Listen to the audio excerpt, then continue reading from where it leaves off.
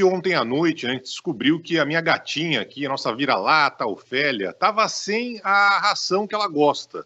Né? Apesar de a gente ter pego ela na rua e tal, ela não aceita comer qualquer tipo de ração. Ela quer ter uma específica. Abrir uma lata de atum para ela, ela vira o olho. Que chique, hein? E aí, é muito chique, você não tem ideia. E aí, ontem à noite, puxa vida, cadê a ração? Acabou a ração. A gente pediu e o rapaz entregou a ração, estava escrito ali, entre 4 da madrugada e 8 horas da manhã. E estava aqui mesmo na porta de casa. Cada vez mais, Ayana, as pessoas estão querendo receber os produtos para ontem. E essa é uma realidade um pouco difícil. Aqui deu certo, mas nem sempre é assim, né, Ayana? Bom dia. Pois é, bom dia, Barão, bom dia, Roberta. Bom dia. Muito legal sua reportagem sobre as mulheres, que eu acabei de ouvir. Obrigada, obrigada. Parabéns. E você está falando aí de uma situação que ainda é muito particular, né, Barão? Porque aí se você abrir a porta, o produto vai estar lá na porta, né? Mesmo que foi entregue de madrugada. Aqui a gente não aqui a gente precisa do porteiro, né? Aqui já acontece muito pelo menos aqui no meu bairro, já vi muito de entregador chegar 8, 9 horas da noite, o que é já acho bem maluco, assim, o entregador deixar coisas na portaria 9 horas da noite, assim.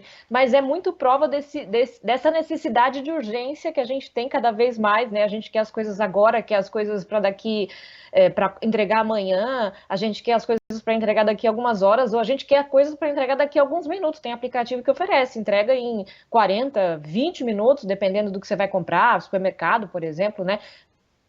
A gente gosta disso? Eu, particularmente, vou dizer que eu gosto, viu? Eu gosto dessa comodidade aí, de poder, enfim, prever quando o produto apanhar, até ali o trajeto e tal. Uso bastante, enfim, e muitas empresas estão fazendo. Agora, como que essas entregas são feitas, né? Vamos pensar de maneira prática aí. Como eu falei, aqui às vezes vem um motorista, às vezes até Uber mesmo, que faz entrega também, né? Tem serviço de Uber de entrega aqui em São Paulo para entregar produtos. Às vezes é moto, em alguns casos raros tem bicicleta, enfim, muitas vezes são pessoas que estão trabalhando ali, esses entregadores, horas e horas e horas, né? Várias horas por dia, correndo para conseguir entregar mais, para conseguir entregar no dia, entregar mais produtos naquele mesmo dia, né? Sem descanso, sem se alimentar direito, às vezes correndo risco no trânsito, ainda mais que a gente está falando de uma cidade como São Paulo. Enfim, essa logística ultra rápida, que é super cômoda para a gente, traz um desafio grande também, né? Que começa finalmente a ser debatido pelas empresas e, mais do que debatido, né? Colocado na prática, porque essa questão de ESG, né? Que é super importante, meio ambiente, social, governança, né? Responsabilidade social, governança da empresa, vem sendo falada há alguns anos e pouco praticada, né? Em algumas empresas aí. Outras têm praticado mais, outras têm praticado menos, outras têm feito mais marketing do que qualquer coisa sobre isso. Mas quando a gente fala de logística, aí pega mesmo numa questão muito delicada. Porque, como eu disse, a gente está falando muitas vezes de veículos que podem ser nocivos, né? O uso desses veículos em grande escala, em grande quantidade, por muito tempo, eles podem fazer mal ao meio ambiente. Isso já vai totalmente contra a prática ESG, a ideia ESG é fundamental aí quando a gente fala de meio ambiente, né? O que as empresas podem fazer, então, para tornar essa logística ultra rápida que a gente quer, que a gente gosta, que a gente hoje acha que precisa, pelo menos, né, mais eficiente? Uma coisa que as empresas têm feito para ajudar, enfim, a reduzir a pegada de carbono, diminuir a emissão aí de gás carbônico e tal, é a diminuição do uso de veículos nas ruas, né, do número de veículos, na verdade. Basicamente, elas estão usando tecnologia para diminuir a quilometragem que esses veículos estão percorrendo, aumentando a taxa de ocupação de cada veículo, de uso do veículo, né? Então, você vai usar um veículo que... e aí um sistema também de tecnologia que vai permitir um mapeamento melhor da rota que aquele veículo vai fazer, resultando em viagens mais curtas, em viagens mais otimizadas, como eu comentei. O motorista vai entregar, por exemplo, coisas numa mesma região, né? Criando uma sequência ali mais lógica, otimizada mesmo, né? De uso dos veículos e desse serviço. Assim, o veículo consegue fazer essas entregas usando menos combustível, enfim, reduzindo a emissão de gás, como eu falei, e outros poluentes também. Outra estratégia que as lojas podem usar, as empresas podem usar, e algumas têm usado, é a entrega a partir da loja, né? O ship from store, que a gente fala, o varejo gosta de usar termo em inglês, né? É uma saída também, porque aí, dependendo da distância, dá para usar veículos como bicicleta, né? O Ship from Store é a entrega que a empresa faz, não, você compra pela internet, a entrega vem não de um centro de distribuição, que às vezes é localizado numa região mais distante, numa estrada, né?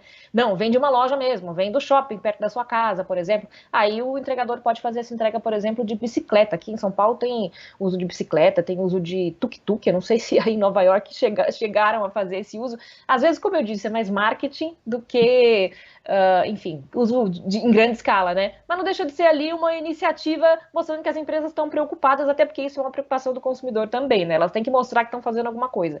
E o pick up from store, para usar mais um termo em inglês, que é quando o cliente busca o produto na loja. Aí você vai pensar, mas o cliente vai ter que pegar o carro e ir na loja de qualquer jeito? Sim, mas às vezes esse cliente já está ali numa rota, está saindo do trabalho, já ia passar por aquele shopping. Então, se ele passa na loja para buscar esse produto, em vez de esperar esse produto chegar na casa dele, ele evita que mais um outro veículo, além do dele, esteja na rua, né? Além do que não paga frete, por exemplo, e para a empresa também tem menos custo ali para entrega. Outras coisas que as empresas têm feito muito, eu falei aí de bicicleta, de tuk-tuk, enfim, mas, e aí acho que é uma coisa um pouco mais efetiva, é a mudança, né, de veículos de entrega, de veículos a combustível, enfim, para combustíveis, para veículos elétricos. Isso está sendo cada vez mais comum, claro que não é massificado ainda, mas muitas empresas têm apostado nisso. Mas só para falar, começar a falar, é um desafio até que eu imponho aqui para a gente, que eu deixo para a gente aqui, para a gente falar nos próximos dias, aqui nas próximas colunas, sobre o que é, né, essa logística ultra rápida que a gente precisa, que a gente quer, que a gente gosta, mas o que ela significa também para o meio ambiente. Ela tem um impacto imenso no meio ambiente, né, e muito direto. E isso a gente também precisa começar a pensar como consumidor, se a gente se diz tão preocupado assim com essas questões ESG, o que a gente está disposto, do que a gente está disposto a abrir mão, ou o que a gente está disposto a fazer para tornar também tudo isso mais saudável para o meio ambiente. Isso eu não falei das outras questões de ESG ainda, né? Uhum. Que é cuidado com as pessoas, como eu falei dos motoristas aí, que muitas vezes trabalham 16, 18 horas, enfim, e a questão de governança também, mas é aí, enfim, assunto para os próximos momentos. Isso, enfim, sem falar de redução de papel, uso de papel para fazer controle, tem muita empresa usando aplicativo hoje, né, para o motorista fazer controle da entrega em aplicativo, não usando papel. Logística reversa, que é aquela coisa de você ter um produto obsoleto na tua casa e você não sabe o que fazer com ele, não sabe como descartar. As empresas também têm sido um canal para fazer o recolhimento desses produtos, enfim. Logística e ESG precisam conversar, mas ainda tem aí um confronto, um conflito muito grande entre essas duas questões, viu? Oi, Ana, daqui a pouco a Robertinha vai fazer a pergunta dela, mas só para falar que aqui em Nova York, diferente, por exemplo, das grandes cidades do Brasil, onde tudo vai por moto, né? Moto é um negócio muito comum, uma característica muito grande do Brasil, de São Paulo em especial, do Rio de Janeiro. Aqui em Nova York, me chama a atenção que tem muitas bicicletas elétricas. Como tem ciclovia na cidade inteira, o pessoal usa essa bicicleta elétrica. E não é aquela bicicleta elétrica que a gente tem no Brasil, é a bicicleta elétrica envenenadíssima, que vai numa velocidade, meu amigo, se você estiver na frente, abraço. Envenenada. Total. Eu já quase fui atropelado umas 2 vezes perto do Central Park, porque o pessoal entra na contramão, mas nem aí, né? Então, se tem essa loucura que a gente vê no dia a dia das grandes cidades do Brasil com a moto, em Nova York, especificamente, essa loucura acontece com a bicicleta envenenada elétrica, principalmente dos entregadores. Fala aí, Robertinha. Imagina a notícia, né? Barão atropelado por uma bicicleta elétrica no Central Park. Brasileiro atropelado por uma bicicleta envenenada. É tema de funk. Oi, Ana, não, eu ia até usar o exemplo, né, disso que a gente está falando para o aplicativo no mercado, quando você está fazendo uma receita, não tem alguma coisa que precisa chegar muito rápido e você escolhe a entrega em 5, 10 minutos. E de fato chega. E a conta não fecha, não tem milagre, é isso, a que custo? E aí você estava comentando sobre o marketing das empresas, né, de realmente ter a responsabilidade do ESG, da coisa da sustentabilidade, e até muito se fala no greenwashing, que é justamente as empresas falarem muito em fazer a sustentabilidade, mas quando você vai pesquisar a fundo, o quanto que de fato elas conseguem entregar, porque como chegar nessa conta que não fecha, de tanta rapidez, e de não poluir o meio ambiente e tudo mais. E como comunicar também isso para os clientes, né?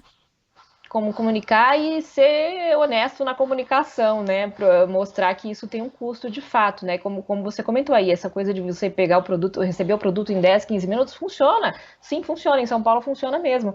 Agora, enfim, até que ponto, até quando você vai usar isso? Qual a intensidade de uso disso, né? Qual a frequência de uso disso para ser algo realmente sustentável? A gente nem falou aqui da questão de frete, que também é outro assunto para outra coluna, que frete grátis, por exemplo, também é algo que no longo prazo não se sustenta, né? O gasto que a empresa tem para fazer toda essa logística, toda essa inteligência, até tecnologia envolvida em tudo isso, uma hora cai por terra, enfim, uma hora fica evidente que esse gasto é maior do que... Por isso que muitas empresas começam oferecendo frete grátis e depois acabam colocando algum valor de frete na entrega. Mas, enfim, isso é outro assunto para outro momento. Essa questão do greenwashing é muito forte ainda, como você comentou, Roberta, muitas empresas, até muito pouco tempo, aliás, o departamento de ESG das empresas era o departamento de marketing. Quando eu ia fazer entrevista, enfim, fazer reportagem e tudo mais, quero falar sobre ESG. Quem vai falar sobre isso é o diretor de marketing da empresa. Por que o diretor de marketing, né? Por que não o cara que estava ali envolvido justamente na logística, por exemplo, né? Que é uma das questões que acabam ali se ligando com ESG. Mas, enfim, acho que tem um momento de percepção das empresas de que, sim, o consumidor quer rapidez, mas também tem que equilibrar com essa questão do consumidor querer responsabilidade social, ambiental e tudo mais. Então, como fazer as duas coisas casarem? Porque uma hora a conta realmente não vai fechar, né? E aí, nas próximas semanas, eu me proponho a trazer aqui alguns exemplos de empresas que estão fazendo isso bem e alguns casos que ainda estão aí patinando, começando, que é muito mais história do que, de fato, caso efetivo. E também convido até os nossos ouvintes a refletir, né? Como que a gente pode ajudar a tornar esse sistema confortável, cômodo como a gente quer, mas, ao mesmo tempo, saudável para o meio ambiente. É isso aí. A Ana Freitas volta na próxima segunda-feira conversando com a gente, uma edição extraordinária, a qualquer momento, aqui na programação da Band News FM. Grande beijo, Ayana, até a próxima. Beijos,